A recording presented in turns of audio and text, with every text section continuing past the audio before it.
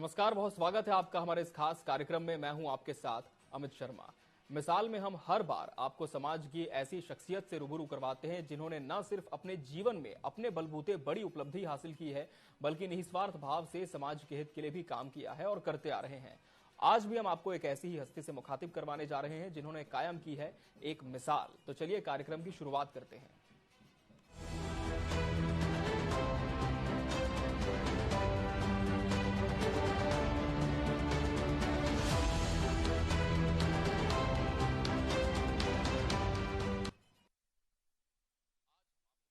रहे हैं एक ऐसी मिसाल से जिन्होंने समाज में सेवा और साहस की एक नई परिभाषा लिखी है। पेशे से ये एक होम्योपैथिक विशेषज्ञ हैं जिन्होंने संगीत से भी प्रेम किया। आपने BHMS, PG, NHE, ICR Pune research centre से डिग्री प्राप्त की। पुणे रिसर्च इंस्टीट्यूट में अपनी सेवाएं अर्पित की। सन 2000 में आप रिसर्च इंस्टीट्यूट पुणे में चयनित होने वाली प्रथम प्रतिभागी रही। रायपुर शहर में आपका रिसर्च क्लिनिक है जहां BHMS के विद्यार्थियों को आप ट्रेनिंग प्रदान करती हैं। डॉक्टर नीता शर्मा जी, आपका बहुत बहुत स्वागत है हमारे इस कार्यक्रम में। नमस्ते।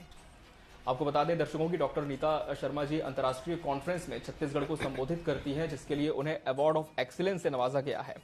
मैम, एक बार फिर से आपका बहुत स्वागत है इस शो में। मैम, इतनी सारी आपकी उपलब्धियां रही हैं, समाज में आपने एक मिसाल कायम की है, लेकिन सबसे पहले हम ये आपसे जानना चाहेंगे कि आपकी शुरुआत कहाँ से हुई? क्या कुछ आपकी पृष्ठभूमि रही है?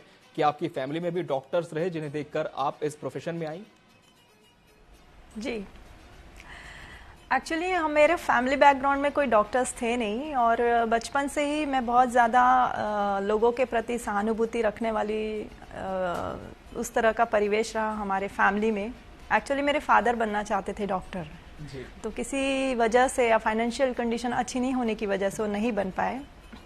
और मेरे लाइफ में घटना घटी वो ये थी कि मेरी मदर जो हैं उनका आज से करीब 20 साल पहले की बात बता रही, 20-25 साल पहले की, उनका गायनेकोलॉजिकल कुछ प्रॉब्लम्स होती थी जो कि आजकल के समय में बहुत कॉमन होते चला है, जिसको कहते हैं फाइब्रॉइड्स, है ना। यूट्रस में ट्यूमर्स हो जाते हैं, PCOD के केसेस बढ़ रहे थे। तो उस समय में मैं जब 10th स्टैंडर्ड में रही तो मेरी मदर का ऑपरेशन कर दिया गया, और जब डॉक्टर ने बुलाया कि ये देखो ये ऑर्गन निकाल के हमने निकाल दिया इस ट्यूमर को, तो जिस क्षण मैंने उस चीज़ को देखा कि अरे ये ऐसे कैसे हो सकता है, किसी भी अंग को कैसे निकाल दिया गया है, उसी दिन मैंने सोच लिया कि मुझे इसी की ही डॉक्टर बनना है ताकि मैं लोगों की सर्जरी बचा सकूं।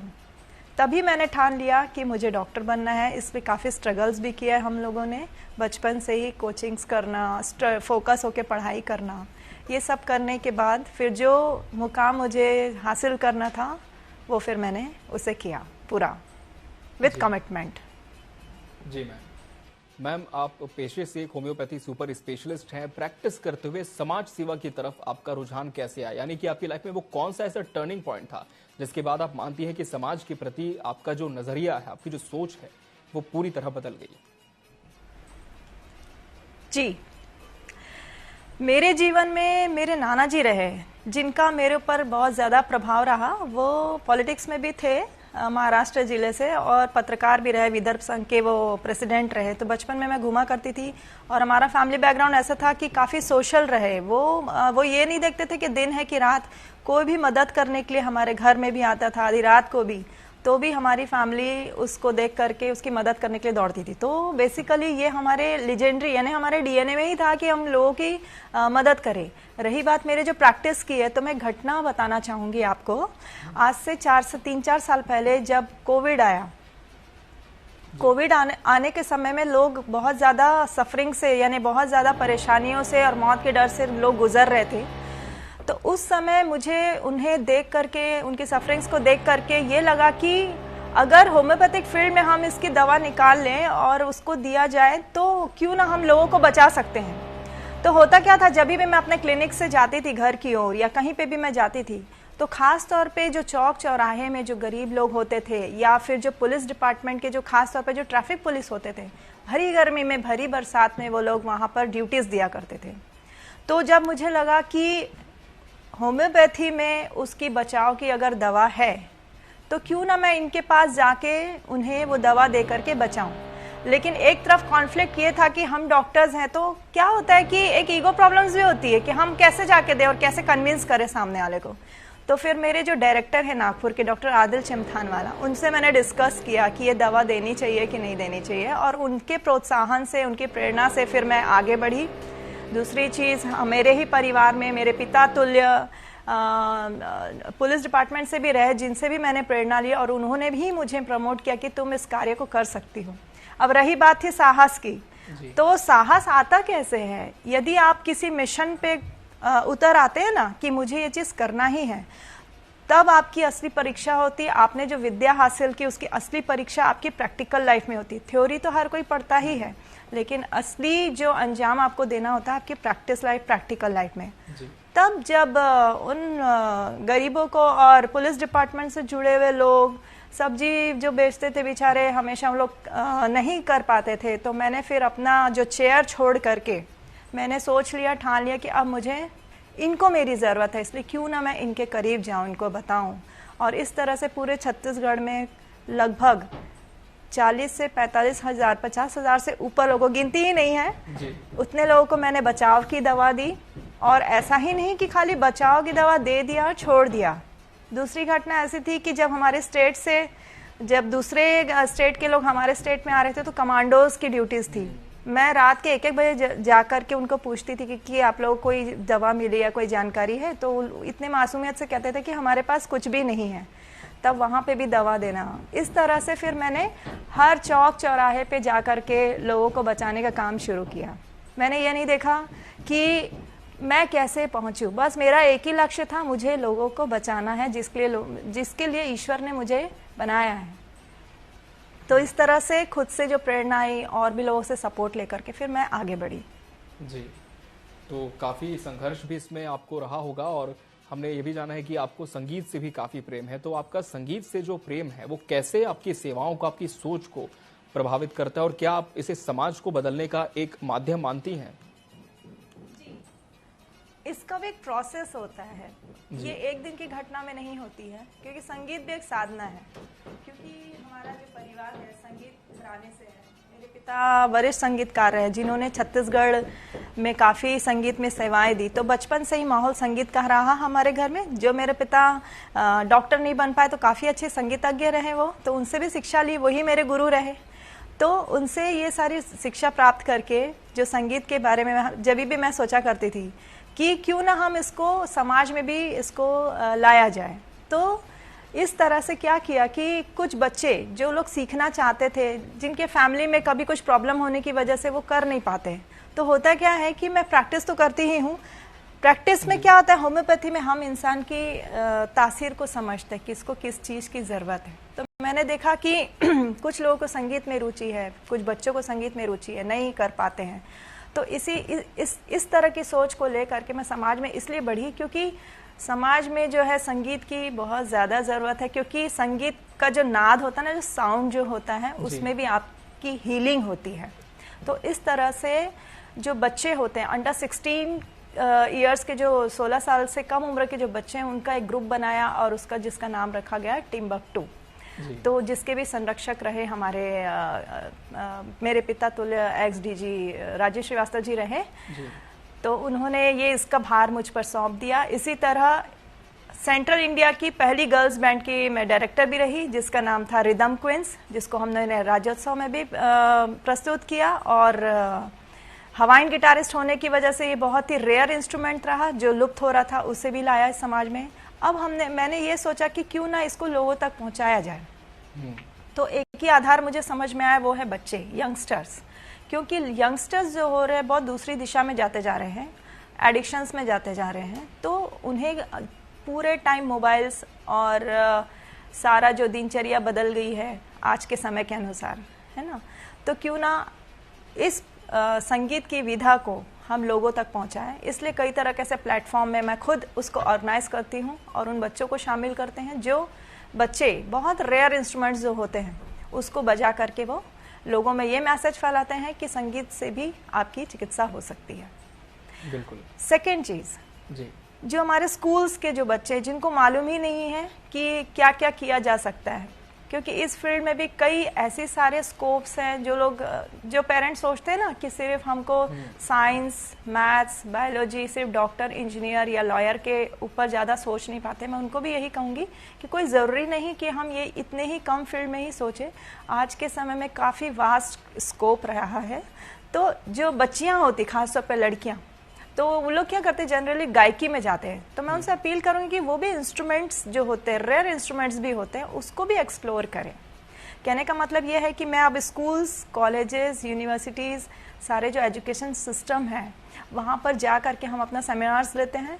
पूरा म्यूजिक थेरेपी बेस्ड होता है। तो वहाँ पे लोगों को अवेयर कराते हैं कि इससे आपके क्या क्या स्कोप्स बढ़ सकते हैं और आप खुद के लिए और औरों के लिए आप क्या क्या उनकी बेनिफिट के लिए क्या क्या कर सकते हैं जी। तो इस तरह के मैसेजेस हम गार्डन्स में जाके हम लोग शोज करते हैं। संडे को हारमोनिका क्लब से मैं जुड़ी हुई हूँ, जिसमें माउथ ऑर्गन बजाया जाता है। मुंह से बजाने वाले जितने वाद्य यंत्र है वो बजते हैं उसमें। तो मैं अपील करूंगी कभी आप लोग भी आकर के शामिल हों इस कार्यक्रम में। बिल्कुल, आपने कोरोना काल का जिक्र किया, जब पूरी दुनिया घर में कैद थी, अब सड़कों पर निकलकर बचाव की दवाइयां वितरित कर रही थी। उस समय ये जो तमाम गतिविधियां थी संगीत की, उसमें एक ब्रेक लग गया था। लेकिन आपका थॉट प्रोसेस क्या था? क्या उस समय कभी किसी भी तरह से जो लोग डिप्रेस्ड होते थे उनको देखकर आपके मन में क्या किसी तरह की हताशा आई? किस तरह से आप अपने आप को मोटिवेट रख पाती थी? और कोई ऐसा बड़ा इंसिडेंट अगर उस दौरान हुआ तो जरूर आप हमसे साझा करें। जी, उस दौरान क्या हुआ था कि कोरोना का टाइम में जब एक तो यही बताया था कि कितनी सारी स्ट्रगल हर कोई झेल रहा था, लेकिन कभी भी मुझे डर नाम की चीज नहीं लगी। जबकि लोगों के चेहरे में इतना डर होता था, लोग एक दूसरे से मिलने से पहले हाथ मिलाने से काफी दूरी बना के चलते, सैनिटाइज करते थे, बार बार लोग एक दूसरे को सांत्वना देते थे कि कुछ नहीं होगा, कुछ नहीं होगा। तो उस टाइम पे आप जैसे कह रहे हैं, मुझे डर क्या होता है वो मैंने जाना ही नहीं कि उस टाइम क्या करना है। क्या होता है जब हम किसी एक उद्देश्य से हम फोकस्ड होकर जब करते हैं ना, तो ना हम आंधी देखते हैं ना तूफान देखते। क्यों? क्योंकि जो हमारा खुद के लिए, खुद के प्रति का जो कमिटमेंट होता है वही सर्वे होता है कि ये मुझे करना ही है। तो फिर चाहे कैसी भी परिस्थिति हो, हमें करना है या नहीं करना है। उस दौरान में जो बच्चे थे, जो लोग ऑनलाइन क्लासेस और ऑनलाइन ही सारी चीज़ें थी, उस दौरान भी काफ़ी मोटिवेशनल ऐसे हमने ऑनलाइन सेमिनार्स किए, जिसमें लोगों को मोटिवेट करना कि चाहे जीवन में कैसी भी परिस्थिति आ जाए, वर्स्ट से वर्स्ट आपके साथ क्या होगा, हमेशा इंसान ने वो सोच लेना चाहिए। क्या हो रहा था कि लोग वही अभी भी होता है। कोरोना काल के बाद का जो इफेक्ट है, आजकल के समय में सबसे ज़्यादा प्रॉब्लम्स जो बढ़ गई है लोगों में, वो है डिप्रेशन और एंग्जाइटी के शिकार, है ना। आज से कुछ समय पहले यदि आप देखें तो लोगों को पता ही नहीं था कि एंग्जाइटी होती क्या है, टेंशन होता क्या है, डिप्रेशन होता क्या है। लेकिन आजकल एक 6वीं साथी के बच्चे जो हमारे पास आता है ना क्लिनिक में, वो सीधा यही कहता है कि मैं एंग्जाइटी की मुझे इलाज कराना है। तो ये बड़ा सुन के आश्चर्य होता है कि लोग जो बीमारी हमें कभी मालूम ही नहीं थी, जिसको हम कभी स्पर्श भी नहीं किया था, हमारा मन भी कभी स्पर्श नहीं किया था, आज उस दौर से लोग गुजर रहे हैं। तो मैं यही अपील करूंगी सारे लोगों से कि अपना मानसिक स्वास्थ्य सबसे ज़्यादा इम्पॉर्टेंट होता है, रादर देन आपका फिजिकल हेल्थ। आपका मानसिक स्वास्थ्य को रखने के लिए आपको अपने लिए, खुद के लिए जो है डिसिप्लिन्स कुछ फॉलो तो करने ही होंगे, उसके सिवाय आपके पास कोई चारा नहीं, खास तौर पे बच्चों के लिए। क्योंकि आने वाली जो यंग जनरेशन है, हाई एनर्जी उनके अंदर में, और जहाँ तक कि मैंने देखा है कि जो जितने भी बच्चे हो रहे हैं वो रॉन्ग डायरेक्ट, अपनी ऊर्जा को पॉजिटिव एनर्जी की जगह डिस्ट्रक्शन में ज़्यादा जा रहे हैं। तो हम जो हमें संस्कार मिले, जो हमारे घर में वैसा एटमॉस्फेयर बनाए कि हम उन बच्चों को वैसा वातावरण दे सके, ताकि वो आगे जा करके खुद अपने जीवन के संघर्षों को खुद लड़ सके। वो बिल्कुल। और कभी कभार क्या होता है, हम लोग नेचर से इतने करीब हैं कि कभी हम ड्राइव पे जाते हैं तो देखते हैं कि ट्रक्स में अक्सर लिखा रहता है ना, कुछ कोट्स लिखे रहते हैं, स्लोगन्स लिखे रहते हैं। तो एक जगह लिखा था कि जीवन एक संघर्ष है, जीवन एक संघर्ष है, हमेशा उसे मुस्कुरा कर जियो। तो ये बात भी कहीं ना कहीं गहराई तक गई है कि जीवन और कहा जाए तो जो दुनिया हमें मिली है, जो this is a world of sufferings, तो हमें कोशिश करते रहना चाहिए कि हम सबसे सीखें, चाहे वो छोटा बच्चा हो चाहे बड़ा हो। तो प्रैक्टिस लाइफ में भी क्या होता है कि होम्योपैथी में हम लोग लोगों की लाइफ एक्सप्लोर करते हैं, होम्योपैथी का मतलब ही यही होता है कि सामान्य लक्षण वाला अगर कोई एक डिजीज पर्सन आ जाता है हमारे सामने, तो हम उस व्यक्ति की पूरी पर्सनालिटी को समझ के ही उसकी दवा दी जाती है। तो हम डेली बेसिस पे हम हर किसी के जीवन को एक्सप्लोर करते हैं, उनसे सीखते हैं कि उसका मैनेज कैसे किया। तो जो मेरे अंदर एक हमेशा बचपन से एक आदत रही है वो है सीखना, चाहे वो छोटा बच्चा हो चाहे कोई, हम जानवरों से सीखते हैं और नेचर से तो हम सीखते ही हैं। अगर जीवन में हमारे साथ भी ऐसे कई बार होता है कि कई सवालों के जवाब हमारे पास होते नहीं है, तो आप यकीन नहीं मानेंगे कि हमेशा नेचर की तरफ एक बार सिर घुमा के देखिएगा, आपको सारे आंसर, सारे उत्तर वहां मिल जाएंगे। बस वो उस दिशा से और उस नजरिए से देखने की आपको जरूरत है। बिल्कुल, नजरिया बहुत मायने रखता है। आप कुछ भी जीवन में करें, और संघर्ष की आपने बात की मैम, तो बहुत संघर्ष आपके जीवन का भी रहा, और इस संघर्ष को पार करते हुए आपने बहुत सारे पुरस्कार भी प्राप्त किए। हम जानना चाहेंगे कि उन्हें प्राप्त करने के पीछे की प्रेरणा और जो स्ट्रगल था वो क्या था? देखिए, पुरस्कार मिले नहीं मिले वो सेकेंडरी मैटर है ना। हमेशा अपने आप से मैंने यही कहा कि मैं क्या कर सकती हूँ, जो भी लोग जुड़े हैं मेरे साथ, उनके लिए मैं क्या कर सकती हूँ। और हमेशा मैंने अपने आप से एक सवाल किया कि ये लाइफ जो मिली है वो क्यों मिली है और क्या करना, क्या इसका क्या पर्पस है। तो क्योंकि हम लोग रिसर्च इंस्टीट्यूट से जुड़े हुए हैं, तो वहाँ पे हमारे जीवन का इतना गहरा अध्ययन होता है कि हमें बताया जाता है कि आपको जन्म मिला क्यों है। खाली डॉक्टरी करना ही मेन उद्देश्य नहीं होता, बीमारी ठीक करना, बीमारी के साथ वो इंसान को कैसे ठीक करना है। तो जब हम किसी बीमार इंसान को ठीक करते तो बट नेचुरली हम उनके जीवन की जो चीज़ों को जब हम समझते तो वो खुद हम भी हील होते हैं, साथ साथ हमें भी आंसर्स मिलते हैं। तो जीवन बचपन से लेकर अभी तक एक ही चीज़ पे मैं अड़िग रही, वो है मेरा कमिटमेंट।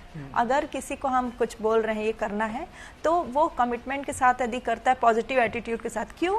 क्योंकि क्या होता है जब हम कोई काम को लेते हैं या कोई टास्क आता है, वैसे भी हम लोग फीमेल्स के बारे में मैं कहूंगी हमारे पास मल्टीटास्किंग होते हैं हम लोग जी। हर कोई होता है मल्टीटास्किंग, लेकिन फीमेल्स के ऊपर डबल रिस्पॉन्सिबिलिटीज होती है, फैमिली की होती है, बाहर की होती है, बच्चों की होती है।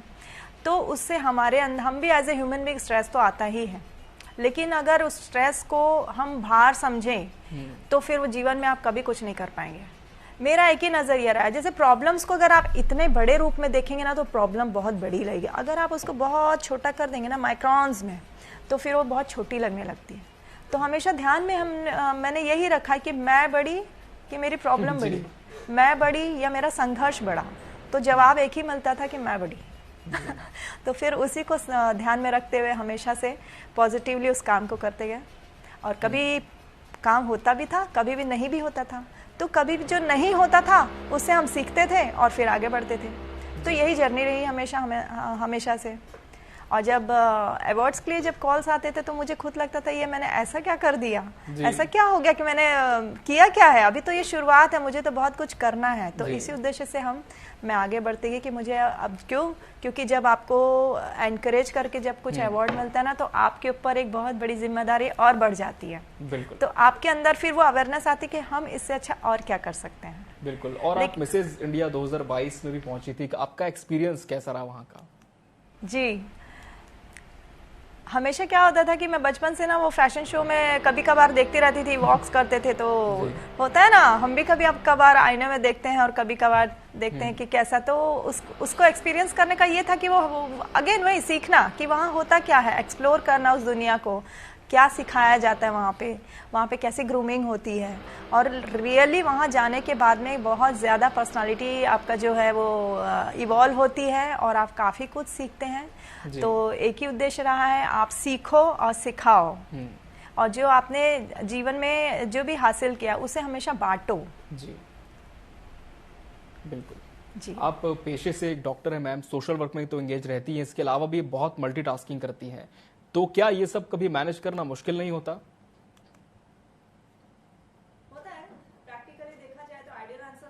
सकते ना, होती है, मुश्किलें जाती है, एक ही समय पे कई काम आ जाते हैं ना जी। तो उस टाइम पे अब क्या है कि वो कर करके आदत हो गई है ना, तो अब हम क्या करते हैं, उसको प्रायोरिटाइज करती हूँ मैं कभी भी, इस टाइम पे क्या करना है, उस टाइम पे क्या करना है। द्वंद हम रोज फेस करते हैं, हर व्यक्ति फेस करता है। तो मैं भी यही कहूंगी, जब भी द्वंद की स्थिति है, ये करना है कि वो करना है, तो उसमें हड़बड़ाना नहीं है कभी भी। क्यों? क्योंकि जब आप हड़बड़ाओगे, स्ट्रेस में आओगे, तो जो आप अच्छा काम करने भी जा रहे हो ना, तो वो हमेशा थोड़ा ना थोड़ा बिगड़ता ही है। इसलिए कभी भी काम को प्रायोरिटाइज करना, क्यों? क्योंकि क्योंकि हमारे पास 24 घंटे हैं और काम हमारे पास बहुत ज्यादा होते हैं, तो कभी भी टाइम को कैसे यूटिलाइज करना, इस पे हमारा फोकस रहता है और वो टाइम पे हो जाना चाहिए, इसका पॉजिटिविटी लेके ही चलना है। लेकिन ये नहीं कि नहीं कर पा रहे हैं तो कैसे करेंगे, तो बैक ऑफ माइंड में कभी भी ये सवाल नहीं डालना कैसे करना है, कैसे करना है। तो ये भी एक स्ट्रेस का पॉइंट होता है जो आपको अच्छा काम करने के लिए फिर आपकी परफॉर्मेंस को अफेक्ट करता है। तो the main thing is to prioritise the work with time with commitment. तो उसको करने के बाद रिजल्ट बिल्कुल छोड़ दो, चाहे पॉजिटिव हो तो भी एक्सेप्ट करो, नेगेटिव हो तो भी एक्सेप्ट करो। क्यों? क्योंकि अगर आप नेगेटिव रिजल्ट आता है आपकी लाइफ में, आप नहीं कर पाए, मान लीजिए उसका आपको समाधान ठीक से नहीं मिला, तो उसको भी एक्सेप्ट करो। ठीक है, अगले बार अपन उसको बहुत अच्छे से, बहुत सहजता लानी पड़ती है जीवन में, तब कहीं जाके वो चीजें होती है। जी बिल्कुल। मैम, इस कार्यक्रम में जितनी भी महिलाएं देख रही हैं, आपको उन्हें क्या मैसेज आप देखना चाहेंगी और समाज में महिलाओं के स्थान और उनकी स्वतंत्रता के प्रति आपकी क्या राय है? महिलाएं स्पेशली आपने कहा है, तो महिलाएं का तो पहले ही मैंने कहा कि उनके ऊपर दोहरी रिस्पॉन्सिबिलिटीज होती है जी। तो मैं उनसे यही कहूंगी कि आज के समय में जो लोग मोबाइल्स में, रील्स में, है ना, अपनी ऊर्जा खत्म कर रहे हैं, अपना टाइम बहुत वेस्ट कर रहे हैं, तो मैं चाहूंगी कि वो खुद ऐसा दूसरों को देख करके ये ना देखे कि अरे उसने ये काम किया या उसने वो काम किया। ईश्वर ने आपके अंदर सारी क्षमताएं दी है। मैं यही कहूंगी सिर्फ और सिर्फ ना अपने आप को डिस्कवर करो। आप क्या कर सकते हो, अपने अंदर ही खोजो उस चीज को। तो देखना, आप खुद जब अपने आप को बाहर देख के पाओगी ना, तो खुद को लगेगा कि अरे ये मैंने कैसे कर दिया या ये कैसे हो गया। लेकिन अपने अंदर एक कमिटमेंट और डेडिकेशन, डिवोशन, ये बहुत ज्यादा जरूरी है। मैं तो यही कहूंगी कि बाहर ना देख करके खुद इंसान ने अंदर देखना चाहिए, क्योंकि आपके अंदर फूड के क्वालिटीज भरी, बस उसको ढूंढना है आपको। जी बिल्कुल। तो और जो यंगस्टर आ रही हैं, जो गर्ल्स आ रही हैं, तो मैं यही कहूंगी कि काम ऐसा करो कि नाम बन जाए, काम ऐसा करो कि नाम बन जाए, चलो तुम ऐसे कि निशान बन जाए, चलो तुम ऐसे कि निशान बन जाए, और जिंदगी जियो ऐसे कि मिसाल बन जाए। क्या बात है जी। तो बिल्कुल हमारे कार्यक्रम का नाम भी मिसाल है और बिल्कुल उससे संबंधित ये पंक्तियां आपने कही। तो आज मिसाल के इस एपिसोड में हमने जाना कि किस तरह डॉक्टर नीता शर्मा ने अपने पेशे के साथ समाज सेवा करते हुए एक मिसाल कायम की है। डॉक्टर नीता समाज के उत्थान के प्रति अभी भी लगातार समर्पित हैं।